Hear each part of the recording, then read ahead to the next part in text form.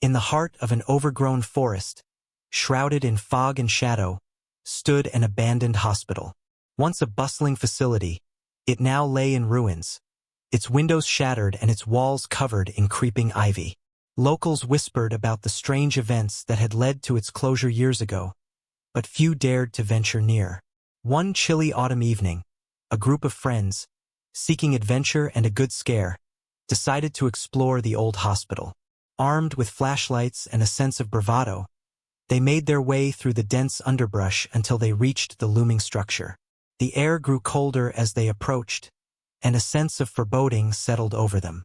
The heavy, rusted door creaked open, revealing a dark, cavernous lobby. The friends stepped inside, their footsteps echoing eerily in the empty space. The smell of decay and mold hung thick in the air. As they moved deeper into the hospital, they noticed old medical equipment strewn about, along with faded charts and photographs of patients whose eyes seemed to follow them. Their flashlights flickered, casting dancing shadows on the walls. One of the friends, Sarah, spotted a staircase leading to the basement. Despite the others' hesitation, curiosity got the better of them, and they descended into the darkness. The basement was colder, and the air felt heavy with an oppressive presence. In the basement, they discovered rows of old hospital beds, some still occupied by rotting mattresses and tattered blankets. The friends shuddered as they noticed rusty shackles attached to some of the bed frames. They exchanged uneasy glances, their earlier bravado waning. Suddenly, a faint, rhythmic tapping echoed through the room. It seemed to be coming from further down the corridor. With their hearts pounding, they followed the sound, which grew louder and more insistent. They reached a door at the end of the hallway, slightly ajar, with a flickering light seeping through the crack. Pushing the door open, they found themselves in what appeared to be an old operating room. The surgical table was covered in a thick layer of dust, and rusted surgical tools lay scattered about. On the wall, an old clock ticked steadily, its hands frozen at midnight. As they stood there, the temperature dropped further, and a chilling wind blew through the room, extinguishing their flashlights. Panic set in as they fumbled to turn them back on. When the lights finally flickered back to life, they saw a figure standing in the corner. It was a nurse, her uniform tattered and stained with dark, dried blood. Her eyes were hollow, and her skin was a ghastly pallor. She raised a skeletal hand, pointing at the surgical table. The friends felt an icy grip on their hearts as they realized the table was now occupied by a patient, their body covered in a white sheet. The nurse began to move towards them, her movements jerky and unnatural. The friends screamed and bolted from the room, racing back through the labyrinthine corridors. The sound of footsteps pursued them, growing louder and more frantic. They burst through the front doors, gasping for breath, and didn't stop running until they were far from the hospital. Back in the safety of their homes, they vowed never to speak of the nightmarish encounter again. But each of them knew that the abandoned hospital held many more secrets, waiting in the shadows for those foolish enough to return. And sometimes, late at night, they could still hear the faint, rhythmic tapping, echoing in their minds, a haunting reminder of the horrors they had witnessed. The days turned into weeks, and the group of friends struggled to shake off the lingering dread of their night at the abandoned hospital. They tried to move on with their lives, but the memories haunted them. They avoided talking about it, but each of them felt the weight of that eerie night pressing on their minds. One evening, Sarah received a strange email. It was from an unknown sender, and the subject line simply read, "Remember." Hesitant, she opened it. The email contained a single attachment, an old photograph of the hospital's basement. There, standing in the corner, was the nurse, her hollow eyes staring directly at the camera. Sarah's blood ran cold. She called the others, and one by one, they admitted to receiving the same email. Terrified and unable to ignore the mystery, they agreed to meet and figure out what to do. They gathered at Sarah's house, the tension palpable. "Someone's messing with us," Tom said, trying to sound confident. "It has to be a prank." "But how would they know what we saw?" Lisa whispered, her voice trembling. "And why now?" Before they could ponder further, the lights in Sarah's house flickered and went out, plunging them into darkness. Panic surged as they scrambled to find their flashlights. The room filled with the sound of their frantic breathing. "Calm down," Jake shouted, trying to keep everyone together. "Let's just get out of here." As they made their way to the door, the temperature plummeted, and a chilling wind swept through the room. The door slammed shut with a deafening bang, and they heard the unmistakable sound of footsteps approaching from the hallway. The friends huddled together, their flashlights casting shaky beams of light. The footsteps grew louder, closer. Suddenly, the nurse from the hospital appeared in the doorway, her eyes fixed on them with an unearthly intensity. "Why did you come back?" she rasped, her voice echoing as if from the depths of a grave. "We didn't mean to," Sarah stammered, tears streaming down her face. "We didn't want to disturb anything." The nurse's form flickered like a glitch in reality, and for a moment, they saw flashes of the operating room, the basement, and the horrors that had occurred there. They glimpsed patients in agony, doctors and nurses performing gruesome experiments, and the nurse herself, once a victim, now a vengeful spirit. "Free me," the nurse whispered, her voice softer now, almost pleading. "Free us." Before they could ask how, the house shuddered, and the nurse vanished. The lights flickered back on, and the door creaked open. The friends were left in stunned silence, trying to process what had just happened. "We have to go back," Jake said finally. "We have to find out what happened and put those spirits to rest." Reluctantly, they agreed. Armed with determination and a renewed sense of purpose, they prepared to return to the hospital. This time they brought supplies: candles, salt, and anything they could find about dealing with spirits. As they approached the hospital once more, the air grew thick with anticipation. The forest seemed darker, more oppressive, and the building loomed like a sinister sentinel. They entered the hospital, their footsteps echoing once again through the empty halls. In the basement, they found the operating room just as they had left it. The old clock still ticked at midnight. They formed a circle around the surgical table, placing candles and salt in a protective barrier. Sarah, holding an old journal they had found in the library, began to read a passage aloud. "Spirits bound by pain and sorrow, hear our plea. We seek to free you from this place, to bring you peace. Reveal to us the truth, so we may set you free."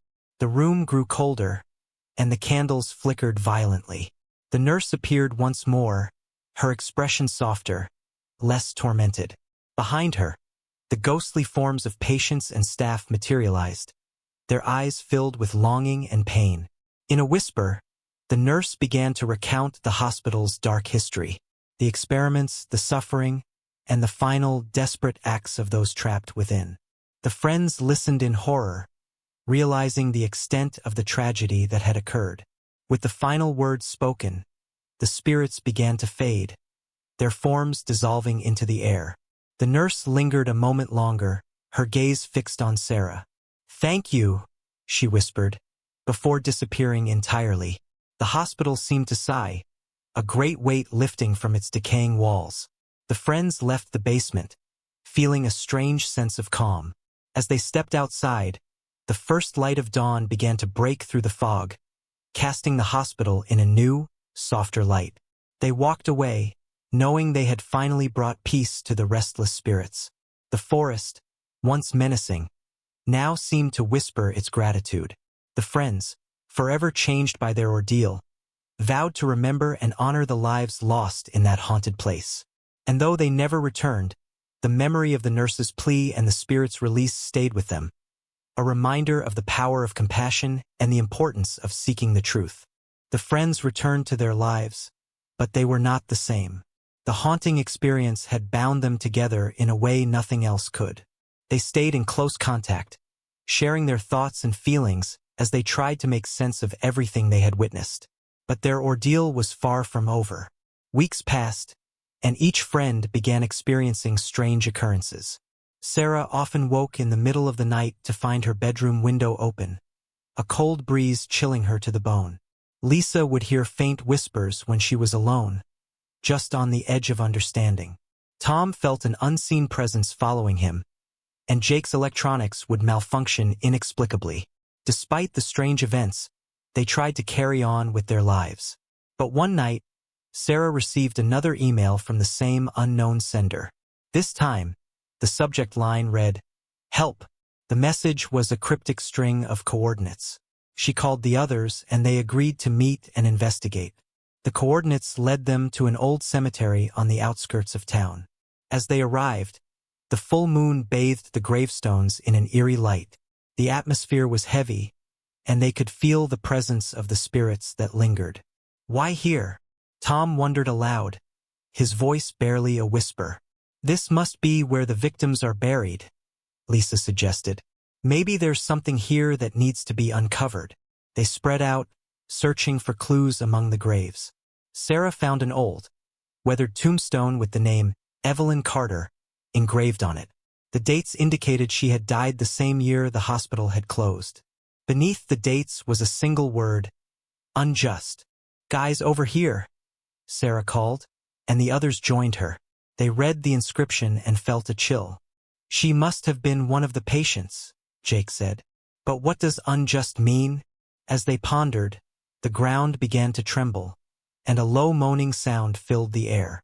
The spirits of the hospital victims appeared once more, their forms ghostly and translucent.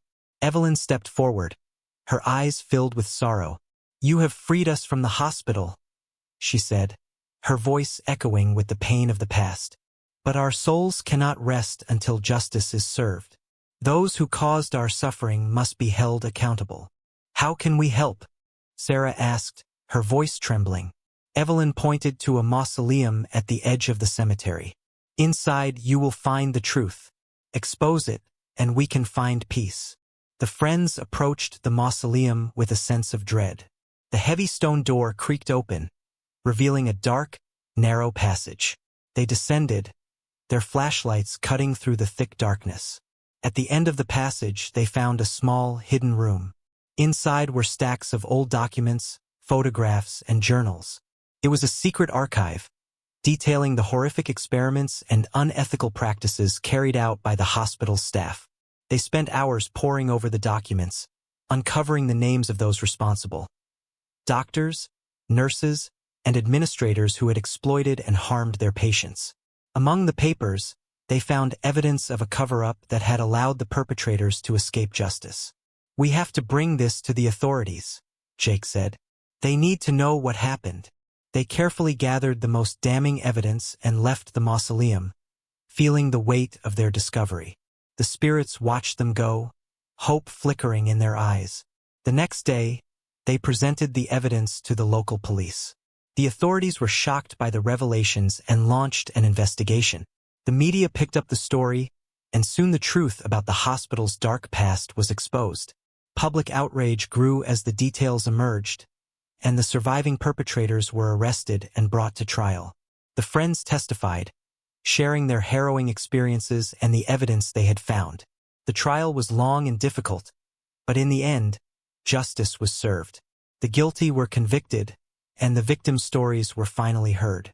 As the verdict was read, the friends felt a profound sense of relief. They had honored the spirit's plea and brought justice to those who had suffered. The strange occurrences in their lives ceased, and they felt a sense of peace. One evening, they returned to the cemetery to pay their respects. As they stood by Evelyn's grave, a soft glow surrounded them. The spirits appeared once more, their forms radiant and peaceful. "Thank you," Evelyn said, her voice filled with gratitude. "You have given us what we could not achieve in life. We can now rest." The spirits began to fade, their forms dissolving into the night. The friends watched, tears in their eyes, as the souls they had freed finally found peace. The cemetery fell silent, the air lighter and filled with a sense of closure. They left the cemetery, knowing they had made a difference.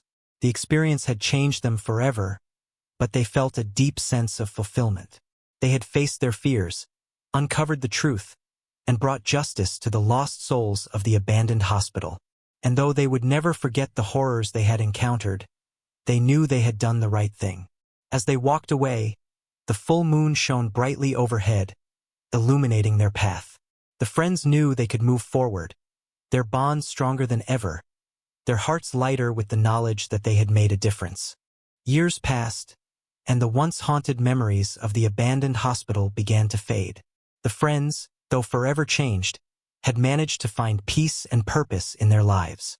They remained close, bound by their shared experience and the knowledge that they had done something truly meaningful. Sarah pursued a career in journalism, using her investigative skills to uncover injustices and bring hidden truths to light. Lisa became a psychologist, dedicating her life to helping those who had suffered trauma. Tom went into law enforcement, driven by a desire to ensure that justice was served. Jake became a historian, preserving the stories of the past so that they would never be forgotten. Despite their busy lives, they made it a point to meet regularly, often reminiscing about their adventure and the bond it had forged between them. One evening, they gathered at a small cafe, their laughter and camaraderie a testament to the strength of their friendship. As they chatted and caught up on each other's lives, Sarah received a phone call. She excused herself and stepped outside to answer. When she returned, her expression was serious. "What's wrong?" Lisa asked, noticing the change in her demeanor. Sarah hesitated before speaking. "I just got a call from a woman named Margaret. She claims to be the granddaughter of one of the hospital's victims. She found some old letters that her grandmother wrote, and they mentioned something we missed. A hidden room in the hospital where the worst experiments took place." The friends exchanged uneasy glances. They had thought their ordeal was over, but it seemed the hospital still had secrets to reveal. "We have to go back," Tom said, his voice resolute. "We can't leave any stone unturned." The others agreed, and they made plans to return to the hospital the following weekend. As they prepared for the trip, a sense of dread mixed with determination settled over them. They knew this journey would be their final confrontation with the past. On a cold, misty morning, they arrived at the hospital once more. The building stood as a silent sentinel, its crumbling walls a testament to the horrors that had occurred within. They entered cautiously, the familiar sense of foreboding washing over them. Using Margaret's information, they navigated the hospital's labyrinthine corridors until they found a concealed door hidden behind a large cabinet in one of the treatment rooms. With effort, they managed to move the cabinet and open the door, revealing a narrow staircase descending into darkness. Flashlights in hand, they descended the stairs, the air growing colder and more oppressive with each step. At the bottom, they found a small, dimly lit room filled with old medical equipment and dusty files. The walls were lined with photographs and notes detailing the cruel experiments that had been conducted. As they explored the room, they discovered a locked cabinet. Jake managed to pick the lock, and inside they found a collection of journals. These journals were different from the others. They were written by the head doctor, detailing his twisted experiments and his attempts to communicate with the dead. Suddenly, the room grew colder, and an eerie silence fell over them. The friends felt an oppressive presence, and they knew they were not alone. The spirits of the hospital's victims began to materialize, their forms more solid and angry than before. "You should not have come back," a voice echoed through the room. It was the head doctor, his ghostly form appearing before them, his eyes filled with malevolence. "We're here to end this," Sarah said, her voice steady despite the fear she felt. "Your victims deserve peace." "You cannot stop me," the doctor sneered. "Their suffering gave me power, and I will not relinquish it." The room began to tremble, and the spirits grew more agitated. The friends stood their ground, knowing they had to do something to stop the doctor and free the spirits once and for all.